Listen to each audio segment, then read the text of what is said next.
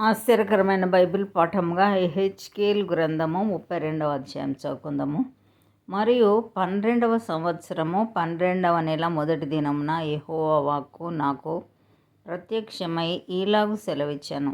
నరపుత్రుడా, ఐగుప్తు రాజు అయిన ఫరోను గూర్చి అంగలార్పు వచనమెత్తి అతనికి ఈ మాట ప్రకటింపుము. జనములలో కొదమసింహం వంటి వాడవని నీవు ఎంచబడితివి. జలములలో మొసలి వంటి వాడవై నీ నదులలో రేగుచు నీ కాళ్లతో నీళ్లు కలియబెట్టితివి. వాటి వాగులను బురదగా చేసితివి. ప్రభువైన యెహోవా సెలవిచ్చినదేమనగా, గుంపులు గుంపులుగా జనములను సమకూర్చి నేను నా వలను నీ మీద వేయగా వారు నా వలలో చిక్కిన నిన్ను బయటికి లాగెదరు.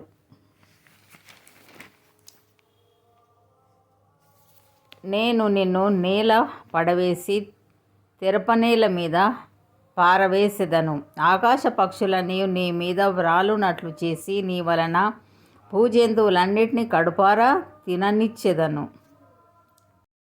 నీ మాంసమును పర్వతముల మీద వేసెదను. లోయలన్నిటినీ నీ కళేబరములతో నింపెదను. మరియు భూమిని నీ రక్తధార చేత పర్వతముల వరకు నేను తడుపుదును. లోయలు నీతో నింపబడును. నేను నిన్ను ఆర్పివేసి ఆకాశ మండలమును మరుగు చేసేదను. నక్షత్రములను చీకటి కమ్మజేసేదను. సూర్యుని మబ్బు చేత కప్పెదను. చంద్రుడు వెన్నెల కాయకపోవును. నిన్ను బట్టి ఆకాశమందు ప్రకాశించు జ్యోతుల కన్నిటికిని అంధకారము కమ్మజేసెదను. నీ దేశము మీద గాఢాంధకారము వ్యాపింపజేసెదను. ఇదే ప్రభువైన యెహోవా వాక్కు. నీవు ఎరగని దేశములలోనికి నేను నిన్ను వెళ్ళగొట్టి జనములలో నీకు సమూల ధ్వంసం కలుగజేసి బహు జనములకు కోపం పుట్టింతును. నా ఖడ్గమును నేను వారి మీద జులిపించెదను. నిన్ను బట్టి చాలామంది జనులు కలవరించుదురు. వారి రాజులను నిన్ను బట్టి భీతులగుదురు. నీవు కూలు దినమున వారందరూ ఎడతెగక ప్రాణభయం చేత వణకుదురు. ప్రభువైన యెహోవా సెలవిచ్చినదేమనగా, బబులోను రాజు ఖడ్గము నీ మీదికి వచ్చును.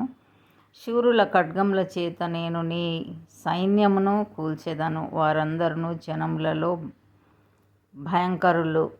ఐగుప్తీయుల గర్వము నణచివేయగా దాని సైన్యమంతయు లయమగును. మరియు గొప్ప ప్రవాహముల దరినున్న పశువులనన్నిటినీ నేను లయపరిచెదను. నరుని కాలైనను పశువు కాలైనను వాటిని కదిలింపకయుండును. అప్పుడు నేను వాటి నీళ్లు తొనకకుండా చేసి తైలము పారునట్లు వారి నదులను చేసెదను. ఇదే ప్రభువైన యెహోవా వాక్కు. నేను ఐగుప్తు దేశమును పాడు చేసి అందులోని సమస్తమును నాశనం చేసి దాని నివాసులనందరినీ నిర్మూలం చేయగా నేను యెహోవానై ఉన్నానని వారు తెలుసుకొందురు. అది అంగలార్పు వచనము. వారు దానిని ఎత్తి పాడుదురు. అన్యజనుల కుమార్తెలు దానిని ఎత్తి పాడుదురు. ఐగుప్తును గూర్చియు అందులోని సమూహమును గూర్చియు ఆ వచనమెత్తి వారు పాడుదురు. ఇదే ప్రభువైన యెహోవా వాక్కు. 12వ సంవత్సరం నెల 15వ దినమున యెహోవా వాక్కు నాకు ప్రత్యక్షమై ఈలాగు సెలవిచ్చెను. నరపుత్రుడా, అల్లరి చేయు ఐగుప్తీయుల సమూహమును గూర్చి అంగలార్చుము. ప్రసిద్ధి నొందిన జనముల కుమార్తెలు భూమి క్రిందికి దిగిపోయినట్లు భూమి క్రిందికిని పాతాళమునకు పోయిన వారి యొద్దకును వారిని పడవేయుము. సౌందర్యమందు నీవు ఎవనిని మించిన వాడవు. దిగి సున్నతి నొందని వారి యొద్ద పడియుండుము. ఖడ్గం చేత హతమైన వారి మధ్య వారు కూలుదురు. అది కత్తిపాలగును. దానిని దాని జనులను లాగి పడవేయుడి. వారు దిగిపోయిరే. సున్నతి నొందని వీరు ఖడ్గము చేత హతమై అక్కడ పడియుండిరే అని అందురు. పాతాళములో నున్న పరాక్రమశాలురలో బలాఢ్యులు దాని గూర్చియు దాని సహాయులను గూర్చియు అందురు. అష్షూరును దాని సమూహమంతయు అచ్చటనున్నవి. దాని చుట్టూను వారి సమాధులున్నవి. వారందరూ కత్తిపాలై చచ్చియున్నారు. దాని సమాధులు పాతాళాగాధములో నియమింపబడినవి. దాని సమూహము దాని సమాధి చుట్టూ నున్నది. వారందరూ సజీవుల లోకంలో భయంకరులైనవారు.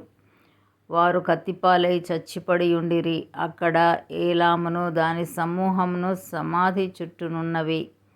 అందరును కత్తిపాలై చచ్చిరి. వారు సజీవుల లోకంలో భయంకరులైనవారు. వారు సున్నతి లేని వారై పాతాళంలోనికి దిగిపోయిరి. గోతిలోనికి దిగిపోయిన వారితో కూడా వారు అవమానం నొందుదురు. హతులైన వారి మధ్య దానికిని దాని సమూహమునకును పడకయొకటి ఏర్పడెను. దాని సమాధులు దాని చుట్టూనున్నవి. వారందరును సున్నతి లేనివారై హతులైరి. వారు సజీవుల లోకంలో భయంకరులు గనుక గోతిలోనికి దిగిపోయిన వారితో కూడా వారును అవమానం నొందుదురు. హతులైన వారి మధ్య అది యుంచబడును. అక్కడ మెషెకును తుబాలును దాని సమూహమును ఉన్నవి. దాని సమాధులు దాని చుట్టూనున్నవి. వారందరూ సున్నతి లేనివారు. సజీవుల లోకంలో వారు భయంకరులైరి గనుక వారు కత్తిపాలైరి. ఆయుధములను చేతపట్టుకొని పాతాళములోనికి దిగిపోయిరి. అయితే వీరు సున్నతి లేని వారిలో పడిపోయిన శూరుల దగ్గర పండుకొనరు. వారు తమ యుద్ధాయుధములను చేతపట్టుకొని పాతాళంలోనికి దిగిపోయి తమ ఖడ్గములను తలల క్రింద ఉంచుకొని పండుకొందురు. వీరు సజీవుల లోకంలో భయంకరులైరి గనుక వారి దోషము వారి ఎముకలకు తగిలెను. నీవు సున్నతి లేని వారి మధ్య నాశనమై కత్తిపాలైన వారి యొద్ద పండుకొందువు. అక్కడ ఎదోమును దాని రాజులును దాని అధిపతులందరును ఉన్నారు. వారు పరాక్రమవంతులైనను కత్తిపాలైన వారి యొద్ద ఉంచబడిరి. సున్నతి లేని వారి యొద్దను పాతాళంలోనికి దిగిపోయిన వారి యొద్దను వారును పండుకొనిరి. అక్కడ ఉత్తర దేశపు అధిపతులందరును సీదోనీయులందరును హతమైన వారితో దిగిపోయి ఉన్నారు. వారు పరాక్రమవంతులై భయం పుట్టించినను అవమానం నొంది ఉన్నారు. సున్నతి లేని వారై కత్తిపాలైన వారి మధ్య పండుకొని ఉన్నారు. గోతిలోనికి దిగిపోయిన వారితో పాటు వారును అవమానం నొందుదురు. కత్తిపాలైన ఫరోయు అతని వారందరును వారిని చూచి తమ సమూహమంతటిని గూర్చి ఓదార్పు తెచ్చుకొందురు. ఇదే ప్రభువగు యెహోవా వాక్కు. సజీవుల లోకంలో అతని చేత భయం పుట్టించి తిని గనుక ఫరోయు అతని వారందరును కత్తిపాలైన వారి యొద్ద సున్నతి లేని వారితో కూడా పండుకొందురు. ఇదే ప్రభువగు యెహోవా వాక్కు. ఇంతటితో ఇది నా కొరకైన బైబిల్ పాఠము సరి.